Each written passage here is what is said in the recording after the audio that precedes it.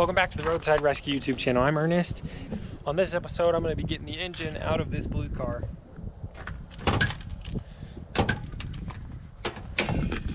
Now, if you haven't seen any of the previous videos, I bought this car wrecked a couple of years ago and rebuilt this front end. One of the axles that I put in it knocked a hole in the transmission down there. And I'm just going to pull everything out and we're going to figure out exactly what happened. It should all be ready to come out by the end of this episode. As you can see, there's not much left. So stay tuned. By the end of this episode, I'll be pulling it out, getting ready to check out exactly what happened. So once and for all, we can determine what exactly caused this thing to fail. But don't worry, I'm taking the B series with me. I'm gonna put it in a different project this spring. For now, let's go ahead and get it out and store it in a safe place. A different episode, I'll be pulling out all the electronics and stuff as well before I send the rest of it to the scrapyard. You know, it's super annoying.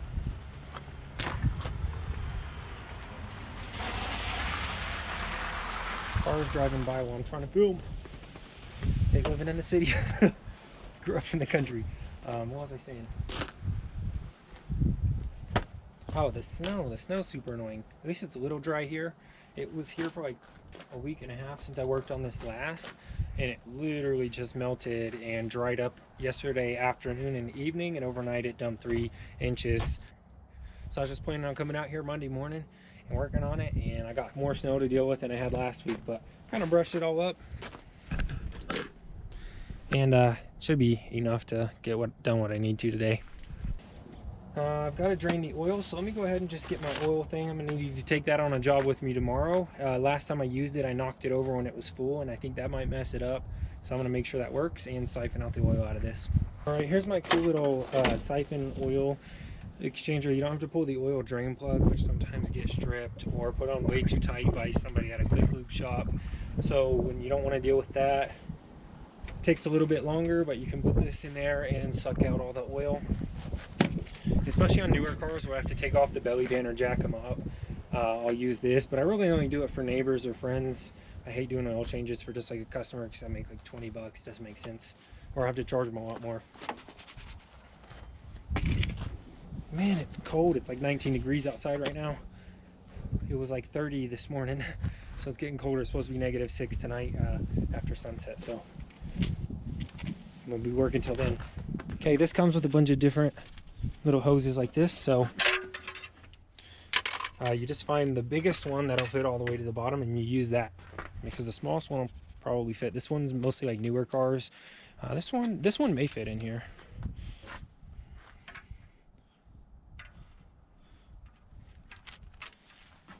Nope, the medium one.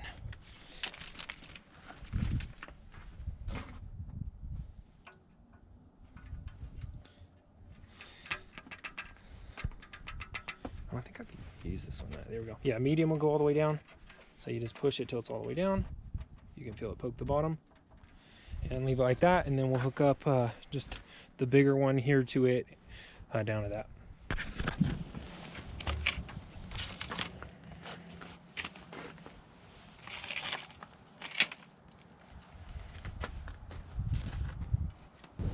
I think these are all supposed to fit on the big one.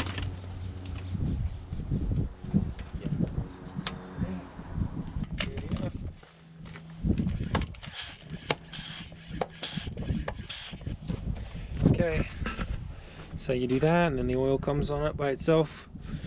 Rather than draining in like 2 minutes, it might take 20 minutes. With a smaller one, it could take like an hour or more, but depends on the viscosity and the heat of the oil as well. But I'm not in a rush right now. I've just got other stuff to do. I'm going to start taking this axle out. So no, I'm not. I don't know how many times I say I'm going to take this axle out, but I still haven't taken the axle out while I'm editing this video. So disregard every time I say I'm going to take the axle out in this video, please. While that's going on, let's let that drain. I see a little nut right there. Oh, that came from the engine bay. That's why it's so clean.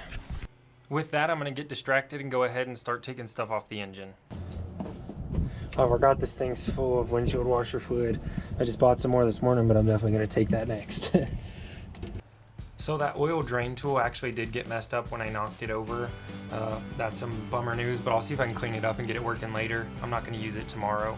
Here we've got just a nice overhead look. I'm going to take that fuel rail out of there first. I'm just trying to clear up room so I can remove all the accessories. I'm going to pull the motor and the transmission again. I'm going to reuse the motor. And with that, I'm going to try and undo all the electrical connectors as well. And I find out that partially due to the age and the cold, these are super hard to undo.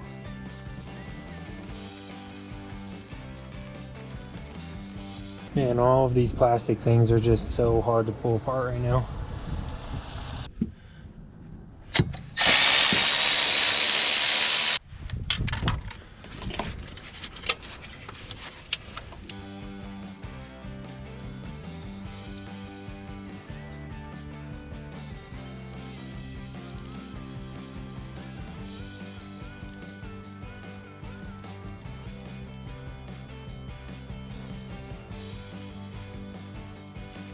Finally get those undone, and then there's a look around at everything I've got disconnected so far.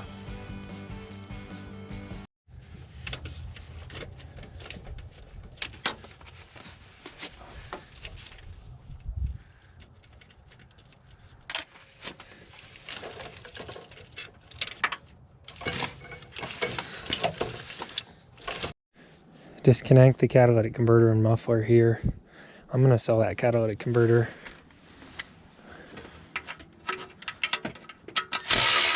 Take off the heat shield first. So to get that muffler and catalytic converter off, I'm gonna have to lay underneath it. I'll probably just use a Sawzall and cut it off since that'll be the easiest. But for right now, let's get that exhaust manifold off, or at least I think I can get it off. It ends up being stuck on there. Ain't no catalytic converter right there. I thought there was. This GoPro keeps freezing, I think. I've got a few more things taken off. All right, fresh battery. That other one kept dying. All right, fresh battery. The other one kept dying. Here's what I've got. I've got all the sensors off of the transmission, all of the coolant lines and stuff out of here. I'm about to take the starter out. I know the leading theory between a lot of people was worn out motor mount and transmission mount bushings. They're barely worn out, and they're not really maxed out, so it's not likely that was the main issue. It's probably the shaft length of that. This one's probably the most collapsed, but it wasn't even on this side. It was probably just too short of a shaft.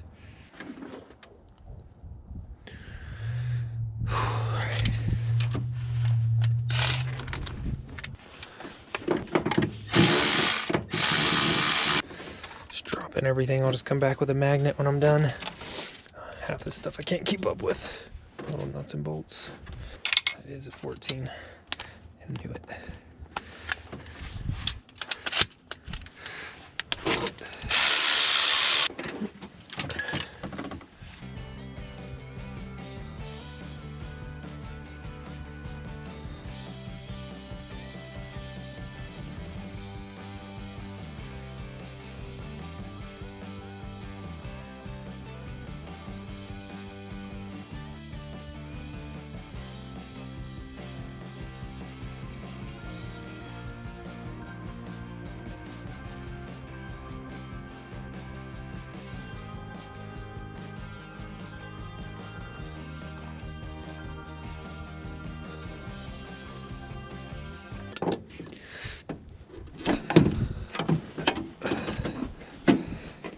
Starter. Man, it's cold. Just keeps getting colder.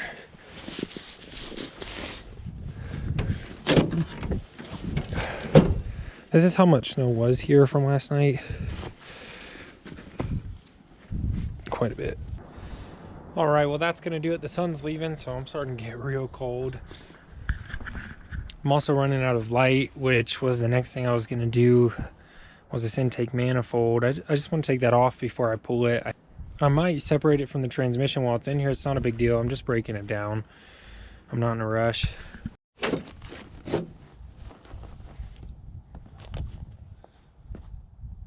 All right, so it's the next day.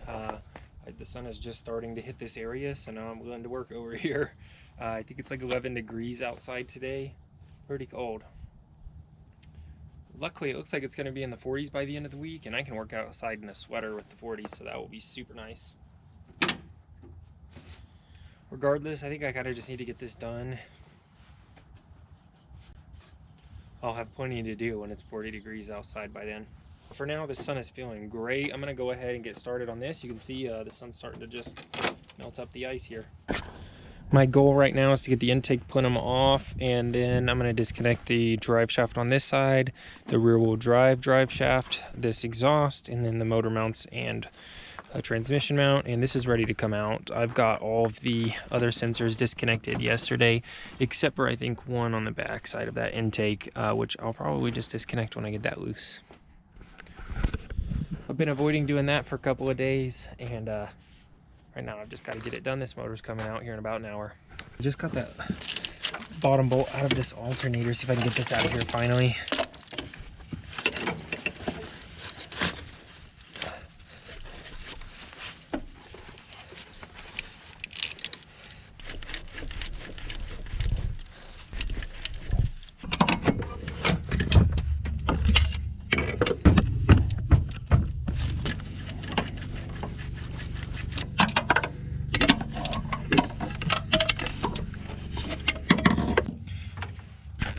Well, I'll let you know when I get it out. It's not cooperating.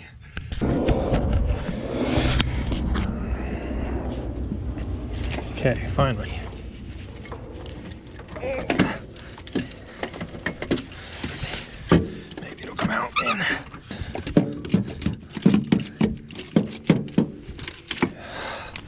Dang, that was heavy. All right, now I should have plenty of room to be able to reach underneath this intake and do the last two nuts, which I found when it was more light out yesterday that I was missing. And these two over here are a lot easier to get to as well. I would like to be standing right there though.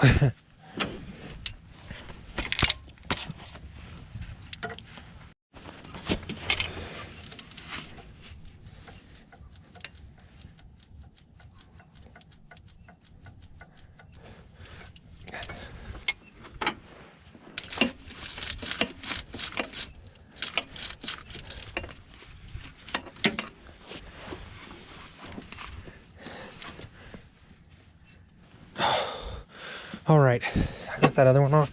Man, it's so cold, it's dangerous to have your bare skin on the metal right now, so I gotta keep those covered. I can barely just keep them on there long enough to undo them by hand.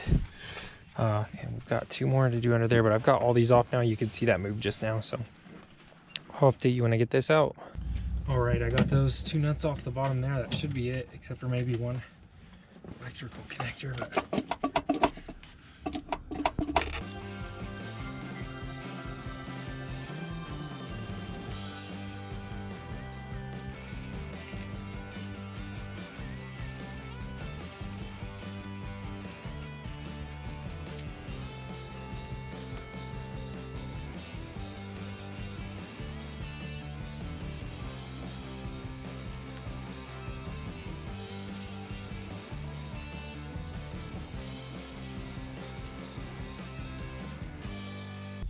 all right, update. We are officially ready with all of the normal engine components. Still have the exhaust and this axle, but everything that plugs up with some sort of wire has been removed at this point, or coolant.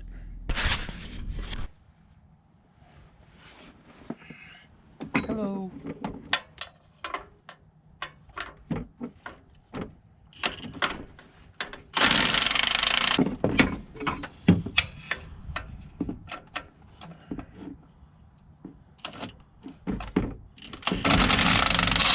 Yeah, that one got messed up.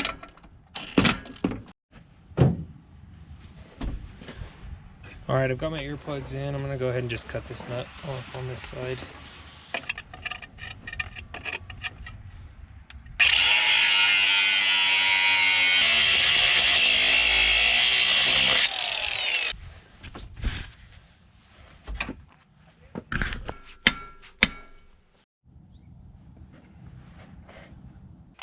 All right, now I'm gonna take a few motor mounts out. I timing transmission.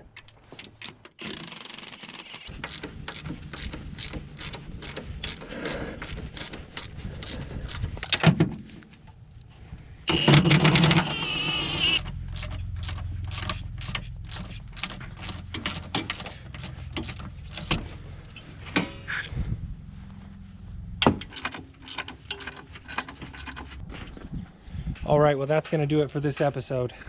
In the next episode, all I've got to do is pull that motor out. We're gonna take a look at these old engine and transmission mounts as well, and the old drive shaft, and see what caused this thing to break down in the first place. All that to come in an easy 30 minutes of work on the next episode. So subscribe and press the bell notification down below if you don't want to miss that episode. If you like this video, leave a thumbs up to let me know. I'll make more. If you want to help out, you can donate at the links in the description down below. If you like this video, I think you're gonna love this next one. Thanks for watching. As always, that was a job well done, and I'll see you on the next episode.